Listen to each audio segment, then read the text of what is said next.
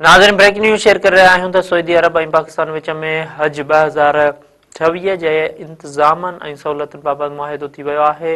हज जे मामलनि बाबति सऊदी अरब जे नायब वज़ीर आज़म अब्दुल फातह बिन सुलेमान और पाकिस्तान जे मज़हबी मामलनि वारी वज़ारत जे सेक्रेटरी अताउर रहमान मुआहिदे ते सयूं करे छॾियूं आहिनि। मज़हबी मामलनि वारे सेक्रेटरी अताउर रहमान चयो आहे त गुज़िरियल साल जीअं हिन साल बि पाकिस्तानी हाजियुनि खे आला मयार जूं सहूलतूं फराहम कयूं वेंदियूं।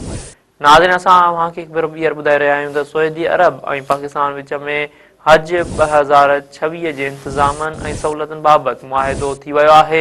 हज जे मामलनि बाबति सऊदी अरब जे नायब वज़ीर आज़म अब्दुल फातह बिन सुलेमान ऐं पाकिस्तान जे मज़हबी मामलनि वारी वज़ारत जे सेक्रेटरी अताउर रहमान मुआहिदे ते सयूं करे छॾियूं आहिनि। मज़हबी मामलनि वारे सेक्रेटरी अताउर रहमान चयो आहे त गुज़िरियल साल जीअं हिन साल बि पाकिस्तानी हाजियुनि खे आला मयार जूं सहूलतूं फराहम कयूं वेंदियूं।